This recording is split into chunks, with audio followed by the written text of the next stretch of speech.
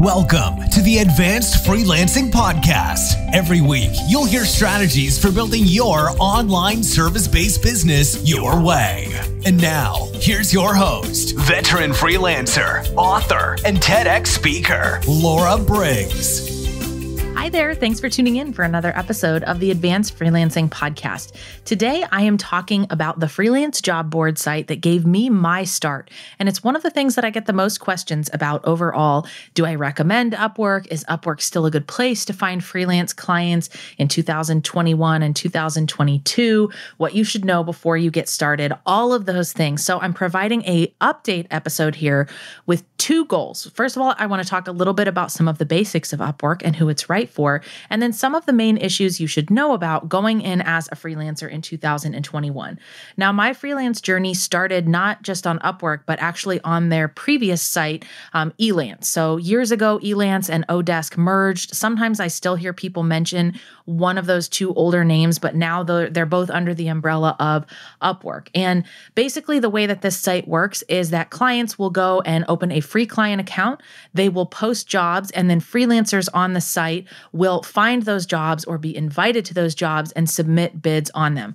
All payment is handled through Upwork, and the platform does offer a lot of benefits for freelancers, but I find sometimes that new freelancers just don't have a really good understanding of, what it is and how exactly it works. So Upwork is the biggest freelance job board site in the world. You will find jobs across many different categories there. So there are two main types of people on Upwork, clients and freelancers. And there are also two main ways to work as a freelancer. Those would be your fixed price jobs or hourly jobs. So when a client sets up a job on Upwork, they will assign it a category, a title. They will write a job description, which can be anywhere from a few sentences to multiple paragraphs. And then they will decide how they want to pay. It could be on an hourly basis with a set amount of hours as a cap per week, or it might be as a fixed price basis. So they might say, my budget for this is $200.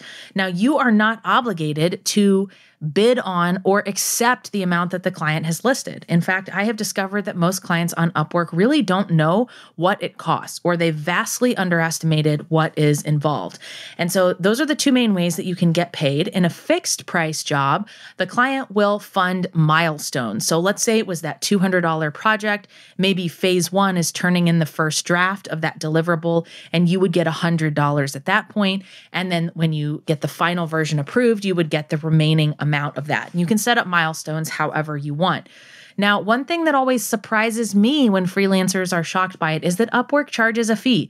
Upwork is like PayPal. They are like every other company in the world in that they have to make money to operate and to continue to provide that service. Most of the way that Upwork makes money is through their freelancers, not their clients. So when you first start out working on projects as a freelancer on Upwork, you're going to pay Upwork 20% of whatever you are charging the client up to the first $500. So if you quote a client $500, you're going to get paid $400 of that, right? Because 20% of that is going to go to Upwork as a service fee. Lots of freelancers get very upset about this. Oh, Upwork's taking my money. There's such a simple solution to this that it always boggles my mind when people are so upset by it. Add the 20% to your baseline cost. So let's say that what you want to get paid is $500. Add in the 20% cost, and you don't even need to explain it to the client. You can if you want. You can say, this is my cost for doing this project plus the Upwork fee that they charge. I have done that before to let clients know that I am charging more because I can't afford to take a 20% loss. And so this is most important when you're new and you have a client that's charging bargain basement prices anyways, or they don't want to pay more than $20 an hour, because of course for you, that's $16 an hour before you take into account taxes and all of those types of things. So fixed price jobs and hourly jobs both involve a fee. After you hit that $500 mark with one client, every dollar kind of after that is charged at 10%, right? And that's until you hit the next milestone in your fees, right? So most people will be in the kind of middle band of the 10% rate because it's based on the lifetime billings by client. So for $0 to $500, you pay 20% to Upwork. For $500 and 1 penny up to $10,000, it's 10%. And then if you're working on a huge project or working with a client long-term, it's only 5%. So there's definitely an incentive to work with clients on a long-term basis. But you need to know this going in, right? Because it should not be a surprise when Upwork takes 20% of your earnings. So there's a couple main reasons that I still like Upwork, especially for new freelancers. First of all, it brings you business you wouldn't otherwise have. Upwork has brought in over $450,000 in revenue to my business from clients I otherwise would not have met. Now, that is just on platform earnings. That does not include any of the money from those clients that I have taken off the platform after the 2-year contract requirement, which I'll explain shortly, which is substantial. 2 of my longest clients, one of them has been with me for 7 years, the other 8.5. I have been on retainer with them every month for that entire time period, and we moved off the Upwork platform. So there's no fees being paid to them, and I have not calculated that in my $450K from Upwork. So it brings you business you wouldn't otherwise have because many clients still visit Upwork as their number one choice for trying to find a freelancer to begin with. They don't know about other sites. It pops up in their search results, so it's easiest for them to go there. Secondly, the escrow service and the hourly protections help you if you know what you are doing. Now, remember I mentioned those clients funding milestones in a fixed price job. That is done with Upwork serving as sort of an escrow service. So when the client uploads that $100 or whatever it might be for your first milestone, they have already made that payment to Upwork, and Upwork is essentially holding it on your behalf. There's a much greater chance that you will get paid by your clients because of this. Hourly protections are for those hourly jobs where you use Upwork's tracker, which I'm not a huge fan of. You have payment protection. So while you're working, the tracker is turned on, it's taking screenshots of your computer. I don't know exactly how often, but it's something like every 7 to 8 minutes. That is sort of your proof that you were working on that client's project. When you use the Upwork tracker, and it is what has been used to tag all of your time and to take those screenshots, a client cannot dispute it or claim that you didn't do the work as a way of not paying you, right? So that gives you some peace of mind that when you submit those hours, if you've done it that way, you're going to be protected. If you go the manual tracking route, so you're not using the Upwork work tracker, you do not have that same protection. A client can still dispute and challenge your earnings, and more often than not, Upwork sides with the clients in disputes. So it's beneficial to have them as sort of that arbitrator between you and the client if a dispute arises. Most disputes are extremely rare. I think I have dealt with 3 in the entirety of my freelance career on Upwork. They tend to be very client favored, right? I even had a client early on where I did use the hourly protections. It was proven that I did the work, and he just, filed a dispute claim with his credit card company. And so I eventually had to let it go and learn some important and painful lessons there. But even though you're being charged a fee and there's the possibility of a dispute, the number of new freelancers I talk to who have gotten ghosted or burned by private non-Upwork clients not paying them is much, much more than people who have not been paid on Upwork. There are so many people that don't have good payment systems and invoicing plans in place, and they end up paying the price when it comes to not getting those invoices taken care of by the client. The third reason I still like Upwork is because you can build up your resume and your job success score. Now, the job success score is a whole separate conversation about Upwork, but it's basically the percentage of success Upwork is assigning you by looking at many different factors. When you're new, this can help give you some credibility and some testimonials, because when the project is over with, you leave feedback for the client and they leave feedback for you. My Upwork profile continues to help me to this day, even though I only have maybe 1 or 2 projects on the platform at any given time, because when people Google my name or my name plus the word freelancer, they land on a profile that has hundreds of positive feedback comments. So it can help you in a number of different ways as a freelancer. So here's what happened when a client posts a job. Freelancers bid on it and ask more questions. So if the client didn't do enough in terms of detail, telling you what they were looking for, if you have some other questions that you'd like to have answered on a call, you would submit an initial pitch, talk about your background, and try to get the client's attention. The whole purpose here is for that client to either hire you directly or to get on a call with them. And you will have more success if you get on a call with a client because you will have proven your value to kick off that project.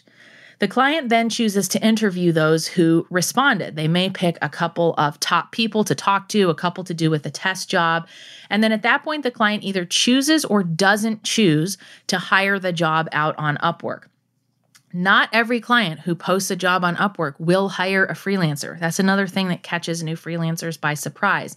The reason for this is because there's no fee to list a job on Upwork, right? It's relatively easy to do pretty quickly. You can pay per job that you end up hiring for or something like that, but there's no barrier there for the client. So they may just be shopping around or doing early research.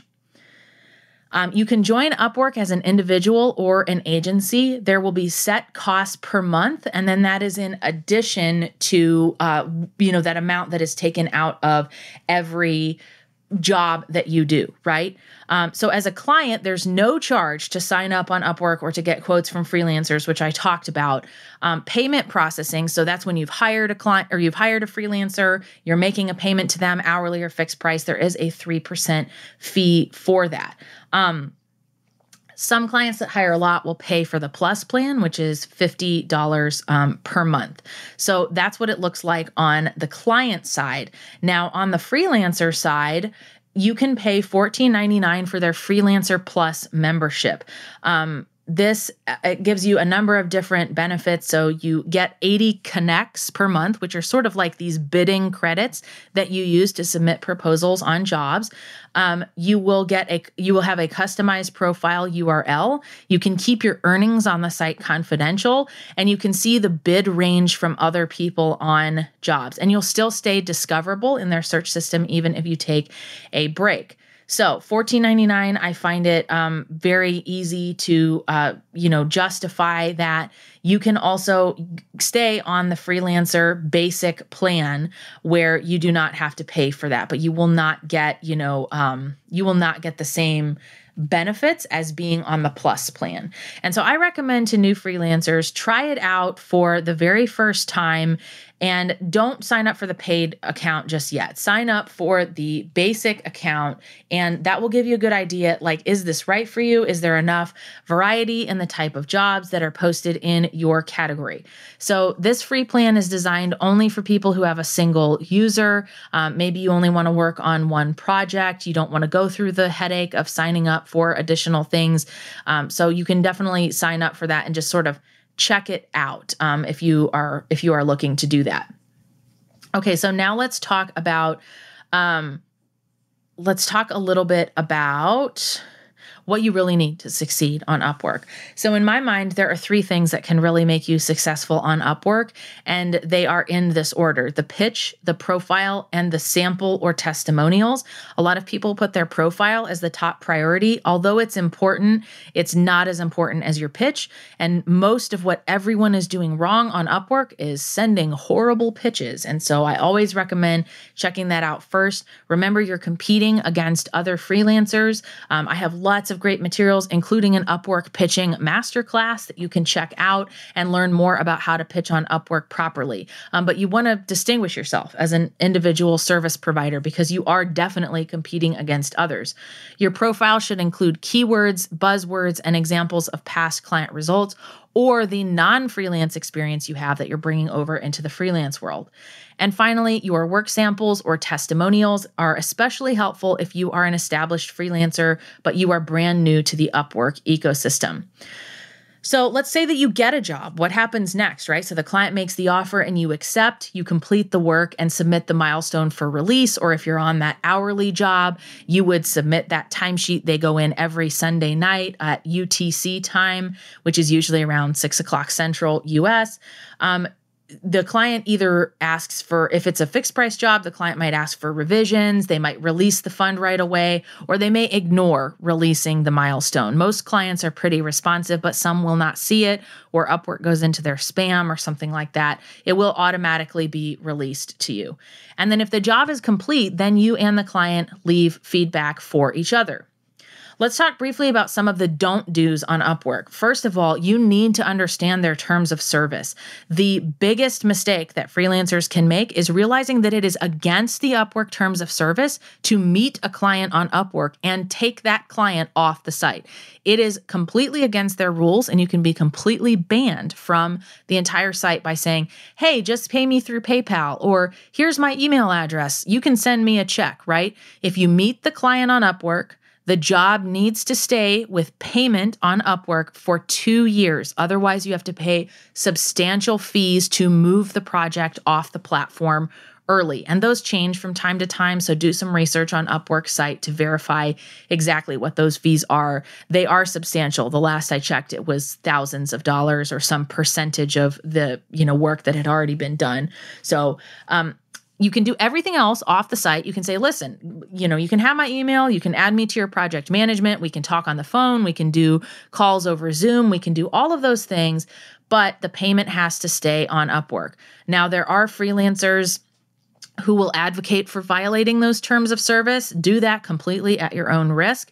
View Upwork as a long-term thing. So is it worth it to take one client off the platform, especially if it's a short-term job and you get banned from using it the rest of your freelance career? It doesn't seem like it's worth it to me.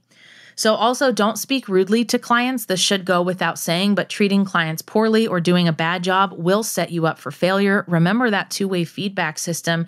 If you do a bad job on your very first project on Upwork, that feedback will follow you forever. As a new freelancer, you have 0 out of 5 stars, right? Because you have no experience yet. You don't want your first job to be 1 or 2 out of 5 stars because it's very hard to improve from that. So you want to start off on a good foot. And that goes with my third point here, which is do not take on a job that you cannot do well, because it will leave you in a situation where you'll find it very difficult to recover. So there's a number of different categories on Upwork, and I would say the most popular jobs are virtual assistants, writers of all types, marketing strategists, web developers, graphic designers, voiceover artists, sales specialists, even attorneys, translators, transcriptionists, customer service experts. They all get hired over Upwork. So now now that we know some of the basics, right? Let's talk about who does Upwork make sense for? The first thing that I recommend is to always check out the full site and do some market research first. See if there's a demand for your jobs. Let's say that I only write SEO blogs for health coaches. I might go on Upwork as a free user on their plan or as an unregistered user and do some research. How many health coach SEO blogs are posted within a given week? That will tell me if there's demand for my service. I might even scope out some of my competition to see what they're doing well and how I can distinguish myself from people already on the site doing a good job. That will tell you if it's even worth you making an effort.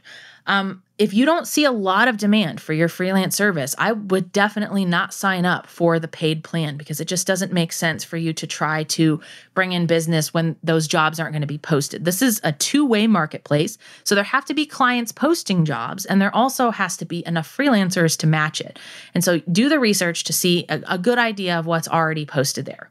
My second piece of advice is that there is no fast track to success on Upwork. You will not win your first bid. You may not win your first 50 proposals on Upwork. I'm sorry that that's a harsh piece of truth, but it is. The 32nd or 33rd proposal I sent on Upwork was the first one that was accepted. And it was really hard to figure out the algorithm. And it's why I've spent years figuring out how to be successful on Upwork, how to stand out to clients, how to write a great pitch, how to bring in that interest and get invited to jobs, which is where you don't have to spend those connects. Every job counts, and so start with something simple and small that you can knock out of the park. I call these fast, cheap, and simple jobs.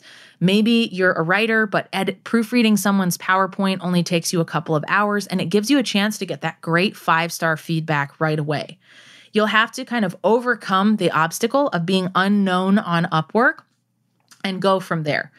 Now, the other mistake that I make is, or the other mistake that I see people making is they're not pitching enough, right? Someone will say, oh, I've been on Upwork for 3 years. And my next question is always, how many pitches do you send per week? How many jobs do you respond to? Well, 1 or 2, and I don't get any of those. When I was in a heavy marketing phase of my business for years and Upwork was the primary source of revenue and new clients, I was sending anywhere from 10 to 20 Upwork proposals a week. Now, if you've already been doing that and those proposals are not converting, something is broken in your system. So you need to fix the proposal, most likely. You need to fix your work sample second and your profile third if you're trying to figure out which of those things is not going right at this current point in time. So now let's talk about 2021, 2022, me being, I've been on the Upwork platform, so not just Elance. I have been on Upwork since the fall of 2015. So we are now coming up on 6 years of being on that platform. Upwork is no longer the biggest driver of my freelance clients, for sure. It has been that way for probably 2.5 years. Most of my clients are on private retainer. They come from referrals. They come from cold pitching. However, I do from time to time land awesome jobs on Upwork, and I continue to keep my profile active there and bid every so often just to make sure I'm not missing any major opportunities there. So if you've honestly tried Upwork for a while and you've sent those 10 to 20 proposals a week for 3 months and you're not getting results, it's okay to say, I guess Upwork isn't the platform for me and I'm deciding to move on. But don't write it off until you've really given it a fair shot. Remember those things I was talking about earlier, those benefits of Upwork, like getting those clients that you never would have met otherwise. So many of my long-term clients and my long-term referral clients are ones who I have originally met on Upwork or were a colleague of someone that I worked with on Upwork. And like I mentioned previously, that feedback from past jobs never really hurts. Now, some of the sort of, downsides about Upwork, you are going to have to pay that 20% service fee. I will also say that Upwork is not for everyone, and it is extremely competitive. It is very competitive in the writing category, probably followed by the administrative assistance category. There is a ton of competition on this platform, and so you need to be very careful in thinking about that process. Are you willing to try to be competitive? If you are coming in as a freelancer who has done plenty of off-platform work, do you have enough in your pitch where you can talk about the significant expertise that you have off of the platform? It is very, very competitive, and it is also important that you respond relatively quickly to jobs.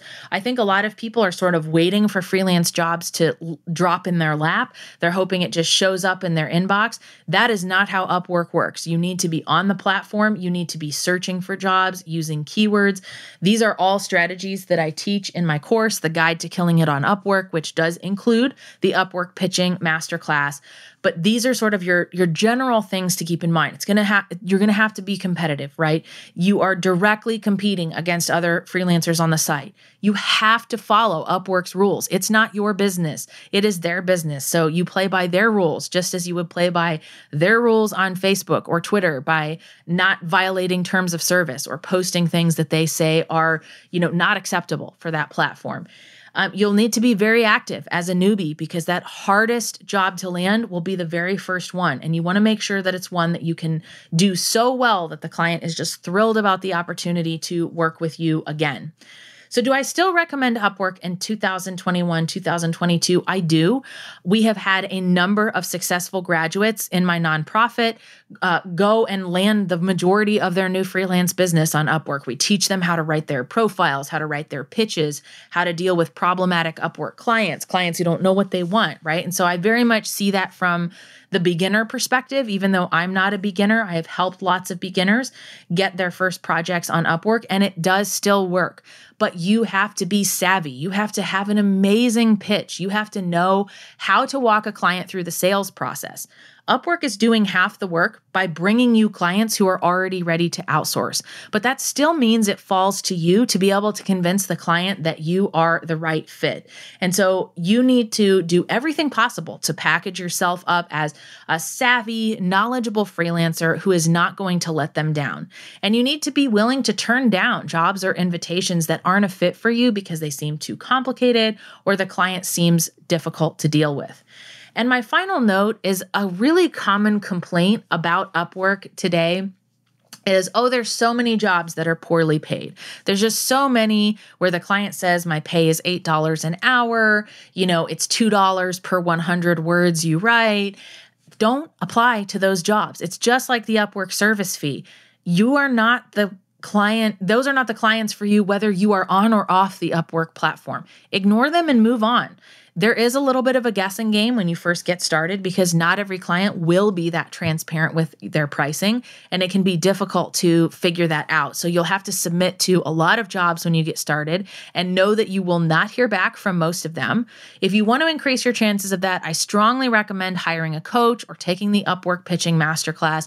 Those kinds of things can be a game changer for you to refine the piece in the puzzle that probably isn't working. And that can really turn things, completely to the positive direction where you're having conversations with clients and where you're getting hired. It is really where most freelancers fall apart is the pitch. They don't know how to do it. Their profile is not written well on Upwork, and they're saying the same things that every other applicant is saying. And when you look no different than anyone else on the site, the client will default to the cheapest possible price. So don't apply to jobs where it seems cheap. If you apply to a job where a client seems difficult or they have bad reviews on their profile from past freelancers, move on. Don't accept the job. You don't have to. Start small, learn the platform, learn the rules, and go from there. This is not the chance where you're trying to earn that $5,000 project out of the gate. Start small and get the experience and build up your profile. Upwork also has many different tiers of programs where they give you additional benefits for being top rated or being, I've been invited and enrolled in the expert vetted freelancer program. So there's plenty of opportunity out there to grow your business, but you have to know how the Upwork algorithm works. You have to follow their rules and you have to be competitive. So if you do that market research and find that there are some great opportunities out there for you, the next step is to craft that pitch or to get the help from the Upwork Pitching Masterclass. So I'd love to hear, have you had success with Upwork? Have you had challenges with it? Feel free to reach out to me, info@betterbizacademy.com to share more of your stories. And thanks for tuning in to another episode.